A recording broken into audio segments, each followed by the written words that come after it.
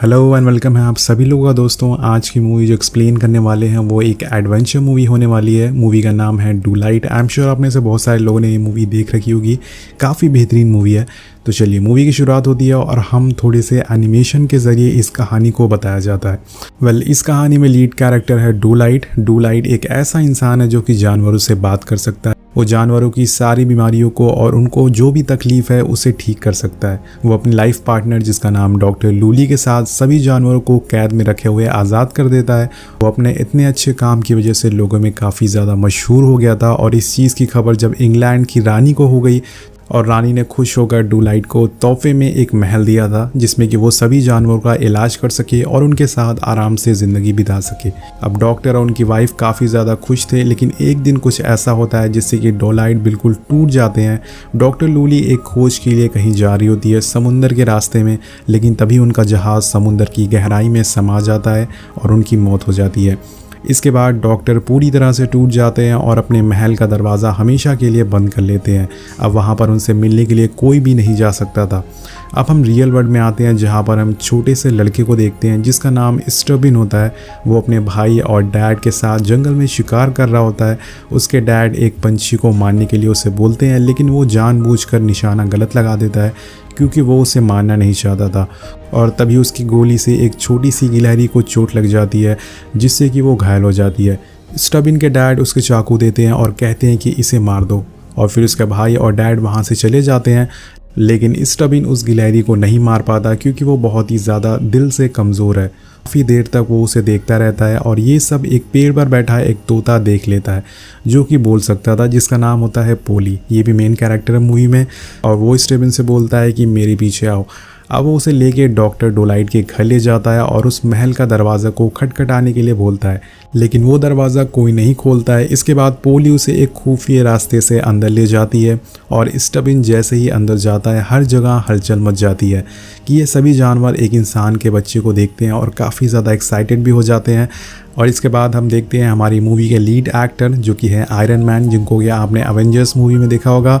यहाँ पर ये दूसरे किरदार में आपको नज़र आते हैं और इनका नाम होता है जॉन डू लाइट।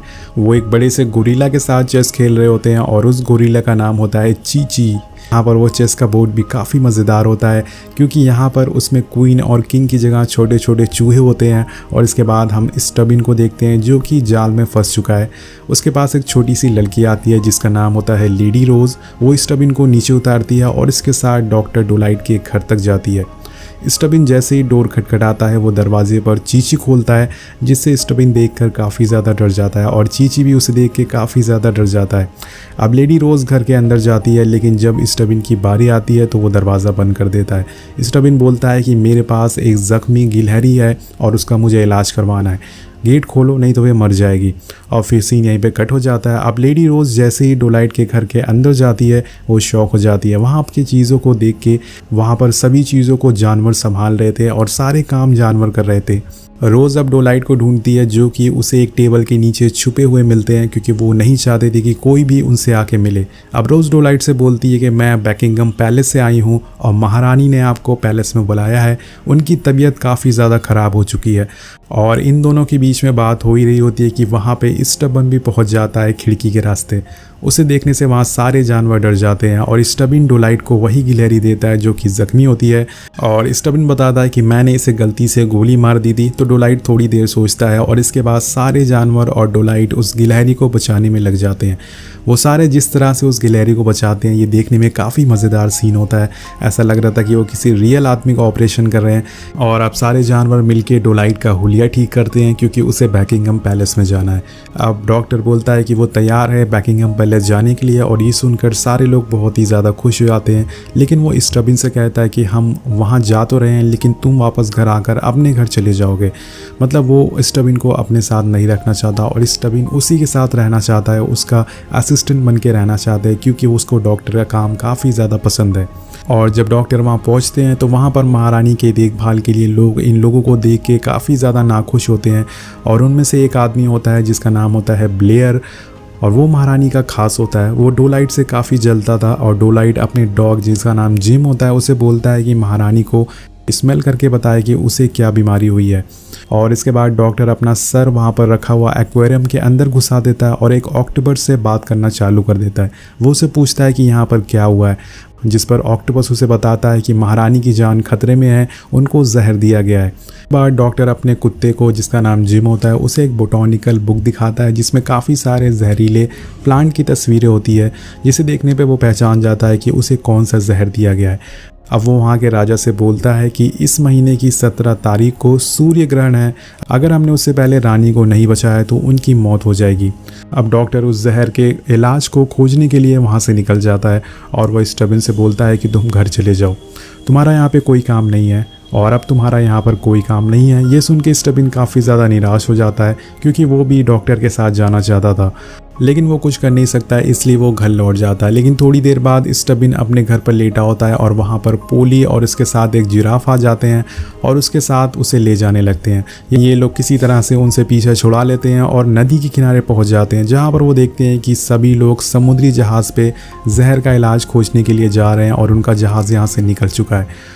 पोली चाहती थी कि स्टबिन भी डॉक्टर के साथ जाए, इसलिए वो जिराफ से बोलती है कि और तेज़ भागो, जिससे वो एक ब्रिज तक पहुंच जाते हैं और एक तरह से फाइनली स्टबिन उस जहाज़ पे चढ़ जाता है और डॉक्टर उसे ले जाने के लिए भी तैयार हो जाते हैं। और इसके बाद हम बैकिंगम पैलेस में ब्लेयर और वहाँ के राजा को बात करते हुए देखते हैं। राजा ब्लेयर से बोलते हैं कि मैं एक जहाज़ भेज रहा हूँ ब्रिटेन नाम का, जो कि डोलाइट पर नज़र रखेगा और तुम्हें भी अपने जासूस के साथ उसमें उसी जहाज़ पर जाना चाहिए ताकि तुम डॉक्टर को यहाँ आने से रोक सको और रानी की मौत आसानी से हो सके, जिसके बाद मैं राजा बन सकूँ। तो एक्चुअल में दोस्तों ये जो जहर दिया था वो राजा ने दिया था ताकि वो रानी के मरने के बाद इस पूरे इंग्लैंड का राजा बन सके।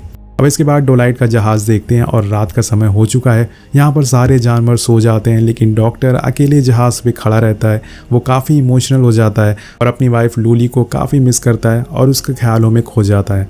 अब सुबह हो चुकी है और स्टबिन जहाज़ के काम कर रहा होता है, लेकिन तभी वो ज़ोर ज़ोर से खतरा खतरा चिल्लाने लगता है। और जब सब लोग उस तरफ देखते हैं तो वहाँ पर एक जहाज़ होता है जो कि राजा ने ब्लेयर के साथ डोलाइट को रोकने के लिए भेजा था। ये देखकर सभी लोग चौकन्ना हो जाते हैं और हथियार को शुरू करने की तैयारी में लग जाते हैं। अब वहीं दूसरी तरफ ब्लेयर भी अपने जहाज़ की सारी तोपें डोलाइट के जहाज़ की तरफ कर देता है।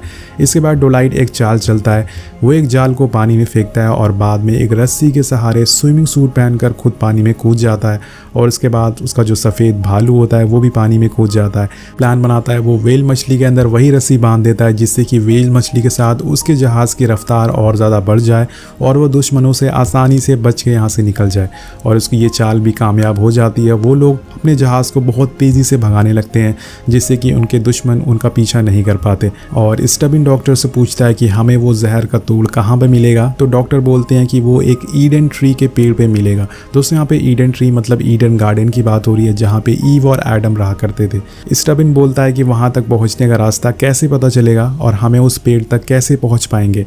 डॉक्टर उसका जवाब देते हैं कि उस पेड़ तक पहुँचने के लिए आज तक कोई भी नक्शा नहीं बनाया गया है। डॉक्टर उसको एक राज बताते हैं कि उनकी वाइफ जो कि डॉक्टर लूली है वो इस दुनिया की महान खोजकर्ता थी और उन्होंने एक बुक में इस पेड़ का रास्ता बताया था, लेकिन अफसोस उनका जहाज़ डूब गया। लेकिन उस जहाज़ पे कुछ बचा रह गया, तो वो थी सिर्फ एक किताब जो कि एक शहर के राजा के पास है। और अब हम सारे लोग उसी शहर की तरफ जा रहे हैं जिस शहर का नाम है मोंटी वर्डे, और हमें वहाँ जाकर उस किताब को चुराना है जिसमें कि ईडन ट्री का रास्ता लिखा हुआ है। अब ये सुन के स्टीवन काफ़ी ज़्यादा शॉक हो जाता है और बोलता है कि हमें किताब चुरानी होगी।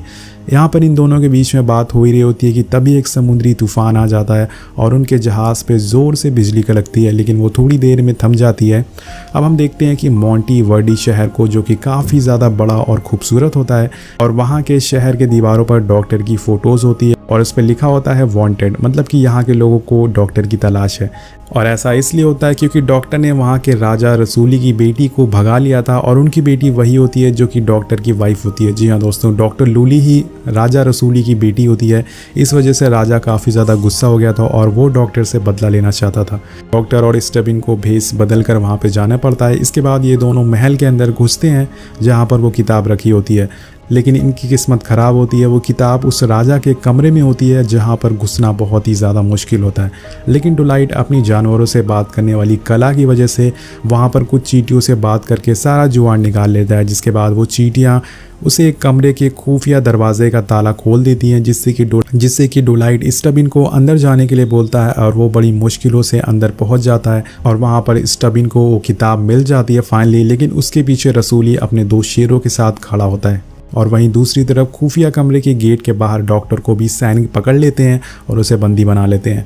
अब डॉक्टर स्टबिन को एक जेल में बंद कर दिया गया है और वहाँ पे रसूली आता है जो कि डॉक्टर से बोलता है कि तुमने मुझे काफ़ी तकलीफ़ दी है, तुमने मेरी बेटी को मुझसे दूर कर दिया है जिसकी वजह से उसकी मौत हो गई है। अब यहाँ पर रसूली स्टबिन को बोलता है कि आओ तुम मेरे साथ आओ। एक्चुअल में वो उसे जेल के बाहर ले जाता है और डॉक्टर को उसी जेल में अकेले छोड़ देता है और तभी हम देखते हैं कि उस जेल के दरवाजे में से एक काफ़ी बड़ा शेर निकलता है जिसका नाम होता है बेरी। अब वो शेर डॉक्टर से बोलता है कि तुमने रसूली की बेटी को भगाने के चक्कर में मेरा इलाज अधूरा छोड़ दिया, जिससे कि मुझे मेरी माँ हर रोज़ बुरा भला सुनाती थी। और ये सब बोल के शेर उसे खाने की कोशिश करने लगता, लेकिन तभी वहाँ पर चीची आ जाता है और शेर के बीच में लड़ाई होना चालू हो जाती है, जिससे कि लास्ट में चीची शेर का गला घोट के उसे बेहोश कर देता है। और इधर हम देखते हैं कि स्टबिन बड़ी चालाकी से दोबारा उस किताब को चुरा लेता है और वहाँ से भागना शुरू कर देता है। वो समुद्र के किनारे पहुँचता है, लेकिन वहाँ पर वो काफ़ी ज़्यादा शॉक हो जाता है पर वो ब्लेयर के जहाज़ को देखता है जिसने कि डॉक्टर के साथ सभी लोगों को बंदी बना लिया है। तो यहाँ पर ब्लेयर उससे वो किताब छीन लेता है और निकल जाता है। जाते जाते वो डॉक्टर के जहाज़ को भी पूरी तरह से तबाह कर देता है, जिससे कि वो उसका पीछा ना कर पाए। अब ये सब देखकर ये सारे लोग बहुत ही ज़्यादा हताश और निराश हो जाते हैं और वहीं बैठकर सोचने लगते हैं और डॉक्टर लूली को याद करने लगता है। वो बोलता है कि काश मैंने लूली को जाने नहीं दिया होता तो वो आज ज़िंदा होती, मैं उसे बहुत ही ज़्यादा प्यार करता हूँ। और ये सारी बातें रसूली एक दीवार के पीछे से सुन लेता है और फिर वो अपने सैनिकों के साथ वहाँ पर आ जाता है। वो डॉक्टर को बोलता है कि तुमने सिर्फ मेरी बेटी को नहीं भगाया बल्कि उसकी लिखी हुई किताब भी चुरा ली। मैं चाहूँ तो तुम्हें यहीं मार सकता हूँ, लेकिन मैं मजबूर हूँ क्योंकि मेरी बेटी तुमसे बहुत ही ज़्यादा प्यार करती थी, तुम्हें हमेशा आगे बढ़ते हुए देखना चाहती थी। अब ये बोलने के बाद रसूली उससे बोलता है कि जाओ यहाँ से निकल जाओ और अपने वो एक जहाज़ को इनको दे देता है ताकि ये लोग यहाँ से सही सलामत निकल सके। अब वो लोग इस जहाज़ के ज़रिए उस टापू की तरफ जाने को तैयार होते हैं, लेकिन उनको वो रास्ता पता नहीं है क्योंकि वो किताब अब चोरी हो चुकी है। लेकिन तभी डॉक्टर अपना जादू चलाता है। वो समुंदर की वेल मछली को ब्लेयर के जहाज़ का पीछा करने के लिए बोलता है और वो इसके बाद वो वेल मछली ब्लेयर के जहाज़ को ढूंढ लेती है। वो फिर डॉक्टर को आके बताती है और इसके बाद वो लोग इसका पीछा करना चालू कर देते हैं। वो आखिरकार उस आइलैंड तक पहुंच जाते हैं, लेकिन उनसे पहले वहाँ पर ब्लेयर भी पहुँच चुका था और उसके सैनिक वहाँ पर पहुँच चुके थे। और यहाँ पर डॉक्टर और उसके लोग काफ़ी मुश्किलों से उस गुफा के अंदर पहुँचते हैं जहाँ पर वो ईडन ट्री होता है।